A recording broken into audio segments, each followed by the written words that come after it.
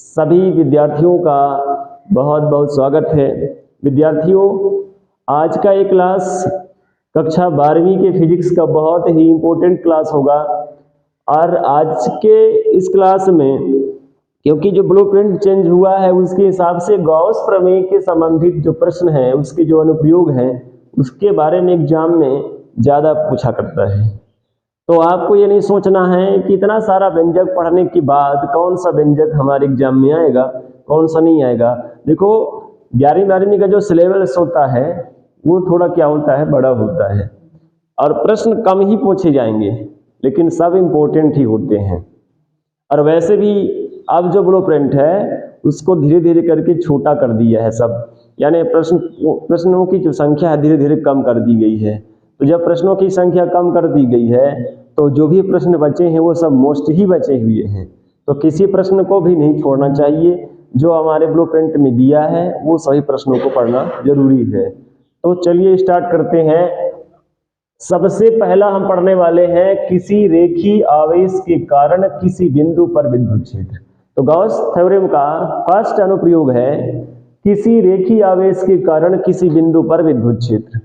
अच्छा, तो ये जो होता है ये वास्तव में है क्या चीज? तो रेखी का मतलब होता है सीधे। कभी कभी ऐसा भी पूछ देगा कि सीधे धारावाहिक चालक तार के कारण विद्युत क्षेत्र, ऐसा भी तो पूछ सकता है। रेखी मतलब सीधे रेखा के जैसे कोई चालक होगा और चालक होगा उसमें क्या होंगे, विद्युत क्षेत्र होगी। क्यों विद्युत क्षेत्र होगी? क्योंकि जब उसमें कोई आवेश होगा तो उसके चारों ओर विद्युत क्षेत्र बनेगा ही बनेगा। ठीक है, पढ़े है ना कि अगर आवेश है तो विद्युत क्षेत्र बनेगा ही बनेगा। ठीक है, तो एक क्या लेना है आपको, एक तार लेना है, सीधे एक तार हो जाएगा। तार का मतलब कोई चालक हो जाएगा। ठीक है, तार का मतलब कोई भी चालक, की जरूरी नहीं है कि आप तांबे का तार ही लीजिए, कोई भी चालक। तो इस बात को समझ लीजिएगा। सबसे पहले तो आपको टॉपिक समझ में आना चाहिए कि जो टॉपिक है, ठीक है, जो हेडिंग है हमारा, उसका मतलब है क्या चीज। तो हेडिंग का कहने का मतलब ये है कि कोई रेखीय आवेश होगा, यानी रेखीय आवेश का मतलब कोई रेखीय क्या होगा, चालक होगा, उस पर क्या होगा, आवेश होगा और उसके कारण किसी बिंदु पर विद्युत क्षेत्र निकालना होगा। ठीक है, तो सबसे पहले हमने एक तार ले लिया है। यहाँ पे देखो, ये जो तार है, पहले ये सिर्फ इतना ही था, ये सिर्फ क्या था, इतना ही था। ये एल लंबाई का एक तार है। क्या है? एल लंबाई का एक तार है। ठीक है, और इसके बाद हमने क्या किया, इसको आवेश दे दिया, इसको कुछ आवेश दे दिया। मैं कहता हूं कि इसको हमने क्यू आवेश दे दिया। कितना आवेश दे दिया? क्यू आवेश दे दिया। तो ये जो आवेश है ये पूरे तार में फैलेगा। फैलेगा कि नहीं फैलेगा? भाई आवेश एक जगह थोड़ी रहेगा, पूरे तार में फैल जाएगा। अब तुम किसी तार को करंट दोगे थोड़ा सा, तो क्या करंट यहीं बस रहेगा? इधर भी तो जाएगा ना, बट जाएगा ना। तो ये आवेश पूरे तार में ऐसे फैल जाता है। ठीक है, अब होता ये है कि जब हम इस आवेश को इसमें जब दे देते हैं तो इससे आर दूरी पर, कितने दूरी पर, ही यहाँ पे स्मॉल आर लिखी हुई है, इससे स्मॉल आर दूरी पर एक बिंदु पी ले लेते हैं। क्या ले लेते हैं? और बिंदु पी इसलिए लेते हैं क्योंकि उसी बिंदु पर क्या ज्ञात करना है, विद्युत क्षेत्र ज्ञात करना है। क्या ज्ञात करना है हमको? ठीक है, कुल मिला के इस व्यंजक में भी हमको विद्युत क्षेत्र ही ज्ञात करना है, लेकिन इसमें कैसे ज्ञात करेंगे? गॉस प्रमेय की सहायता से। किसकी सहायता से? और इसमें जो क्या रहेगा, क्या कहते हैं, माध्यम जो रहेगा वो क्या रहेगा, एक सीधा चालक तार रहेगा, उसमें से ज्ञात करेंगे। ठीक है, तो इसकी जो भाषा है उसको कैसे लिखना है, तो आप थोड़ा ध्यान से देखिएगा, सुन लीजिएगा ध्यान से कि कहाँ पे क्या लिखना है। तो सबसे पहले आप लिखेंगे, माना कि एल लंबाई का एक तार है। ठीक है, हमने एक एल लंबाई का एक तार लिया। ठीक है, सबसे पहले क्या लिया, एक तार लिया एल लंबाई का।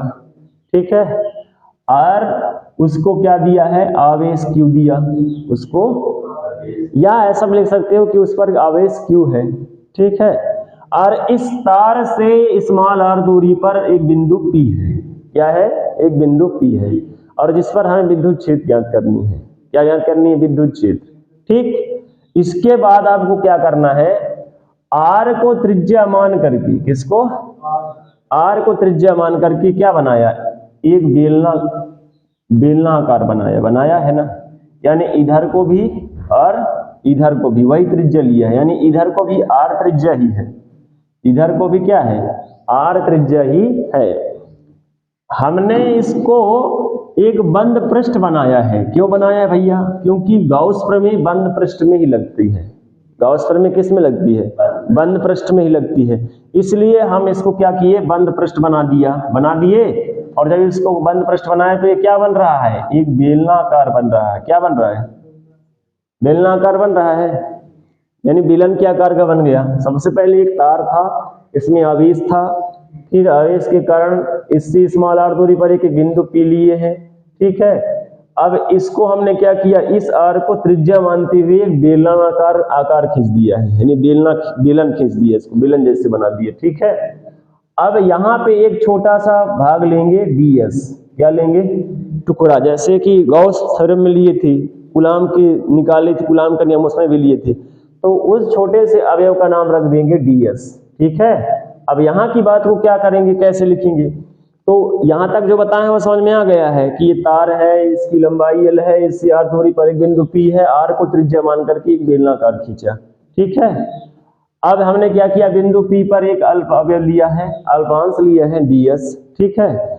अब इस अल्पांश से गुजरने वाला हम क्या निकालेंगे, विद्युत फ्लक्स निकालेंगे, ठीक है। क्या निकालेंगे, विद्युत फ्लक्स निकालेंगे। तो वहां पे गाउस प्रमेय लगेगा, और विद्युत क्षेत्र निकालेंगे तो वो भी आएगा। देखना आप क्या होता है, मेन चीजें ही समझना है, तो इसके बारे में लिखते बन जाएगा ना, ठीक। अब होता ये है कि जब हम किसी सीधे चालक तार को आवेश देते हैं तो वो आवेश पूरे तार में बट जाता है, ठीक है। तो उसके लिए आपको क्या निकालना पड़ेगा, रैखिक आवेश घनत्व, ठीक है। क्या निकालना पड़ेगा, रैखिक आवेश घनत्व, ठीक है। और रैखिक आवेश घनत्व को काहे से रिप्रेजेंट करेंगे, लेमडा से। रैखिक आवेश घनत्व लेमडा बराबर आवेश बटा क्षेत्रफल, आवेश बटा। अब ये कैसे होता है, इसका मतलब होता है रैखिक आवेश घनत्व का जो परिभाषा बनती है, लिखेंगे अल्प अवयव या अल्पांश, ठीक है। तो अल्पांश ds से गुजरने वाला विद्युत फ्लक्स, ठीक है। जैसे कि गॉस थ्योरम में लिए थे ना, उसी प्रकार से, ठीक है। और विद्युत फ्लक्स क्या हो जाएगा, d फाई e, क्योंकि अभी अल्पांश के लिए निकाल रहे हैं तो क्या होगा, d फाई e होगा। d फाई बराबर क्या होगा, इधर को e और ds, vector e dot ds, ठीक है। इसके कारण विद्युत क्षेत्र की दिशा ये होगी, ठीक है। और यहाँ पे जो ds जो अल्पांश है उसकी भी दिशा यही है, ठीक है। गॉस थ्योरम में पढ़े ना, वैसे ही इसकी भी दिशा वही है। यहाँ पे ds और जो वेक्टर e है या जो ds है, उनकी दोनों की दिशा एक ही है, सेम दिशा है, सेम डायरेक्शन, ठीक है। अब इनका क्या कर देते हैं, उनका मल्टीप्लाई, तो ये हो जाएगा e ds cos थीटा, क्या हो जाएगी, e ds cos थीटा, ठीक है। यानी ये डॉट प्रोडक्ट है, दो सदिशों का अदिश गुणनफल जब भी होता है तो cos थीटा आएगी, क्या आएगी, cos थीटा। और ध्यान से देखिएगा, यहाँ पे e और ds के बीच में कोई भी कोण नहीं बन रहा है, इसके पहले जो पढ़े है ना, ठीक वैसे ही है। यहाँ पे E और ds के बीच में कोई भी कोण नहीं बन रहा है, नहीं बन रहा है, तो वहां पे क्या हो जाएगा, 0 डिग्री। तो ये कुल मिला के क्या आ जाएगा, d फाई e बराबर e ds, और cos 0 डिग्री की वैल्यू 1 हो जाएगी, तो वहां पे cos थीटा नहीं रहेगी। यहाँ पे आप बगल में लिख देना, क्योंकि cos 0 डिग्री बराबर 1, और 1 को यहाँ पे लिखने की जरूरत ही नहीं है, नहीं है, ठीक है। तो ये हो जाएगा सिर्फ इस अल्प अवयव से गुजरने वाला विद्युत फ्लक्स।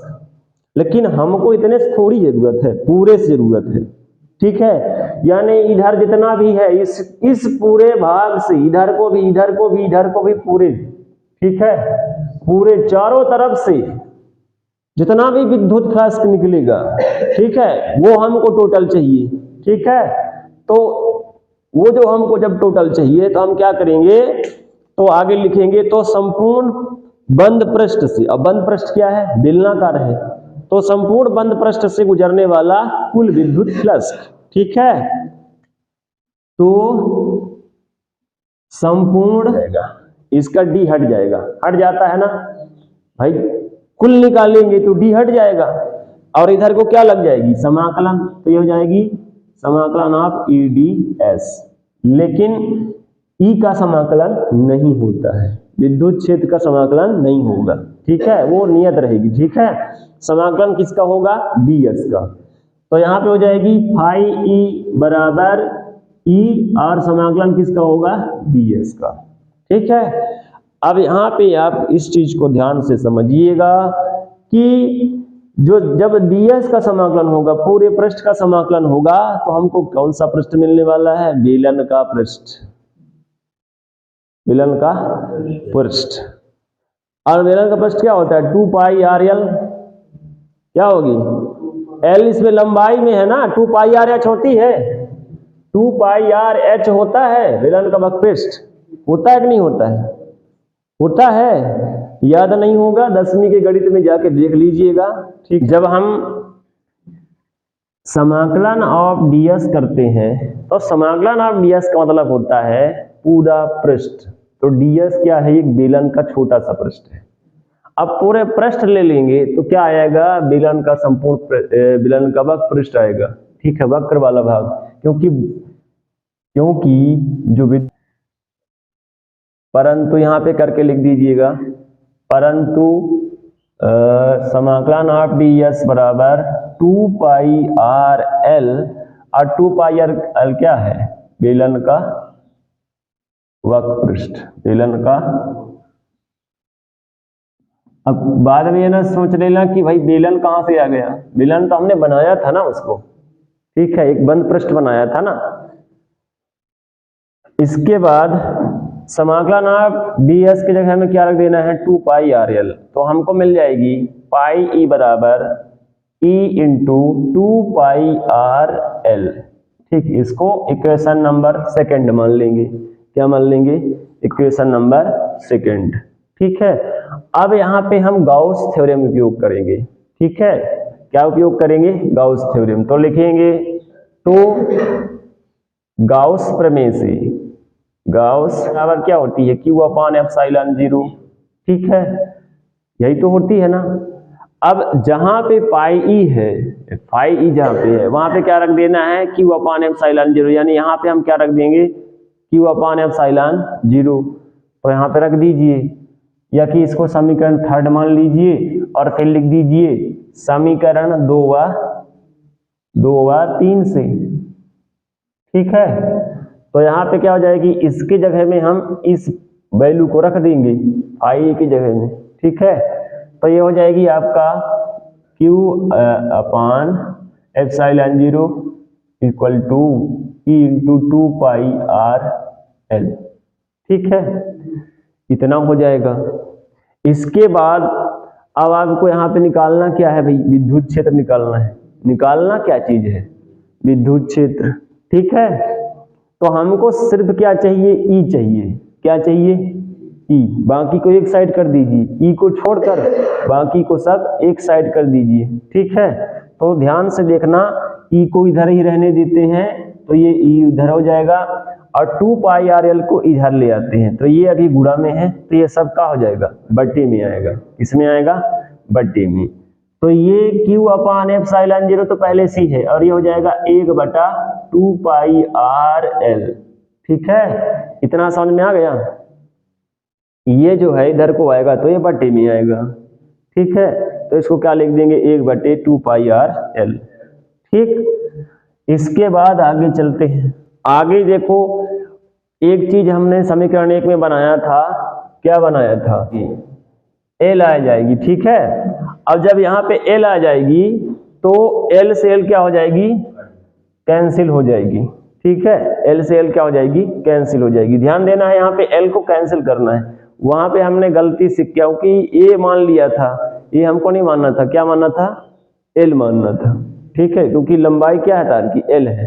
ठीक है, इसके बाद जो बच रहा है उसको लिखते जाओ, lambda upon epsilon 0 into 1 upon 2 pi are.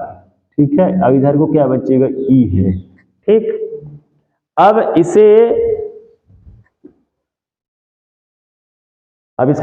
इसको मैं मतलब जस्ट एक बार में ही चेंज इसलिए नहीं कर रहा हूं क्योंकि आपको समझ में आना चाहिए। इसके बाद हमने क्या किया, ये जो एप्सिलॉन 0 है इसको 2 पाई एप्सिलॉन 0 बनाएंगे।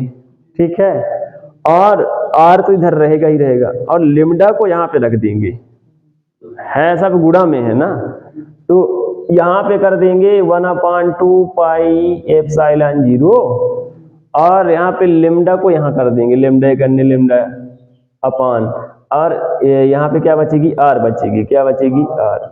ठीक है, तो ये क्या हो जाता है, ये क्या हो जाता है, विद्युत क्षेत्र कहां पर, ये जो हमारा सीधा चालक तार था, रेखीय आवेश था, इसके कारण इससे आर दूरी पर, कितने दूरी पर, आर दूरी पर कोई बिंदु पर विद्युत क्षेत्र की तीव्रता का सूत्र है। ठीक है, ये जो आज का व्यंजक था आपको समझ में आया होगा। उम्मीद करते हैं कि आप इस व्यंजक को अच्छी तरह से समझ गए होंगे। इसको आप एक दो बार अपने कॉपी में इसको ट्राई कीजिएगा और बनने लगेगा, क्योंकि ये जो व्यंजक है और व्यंजकों से सरल है। ठीक है, चलिए, बहुत धन्यवाद।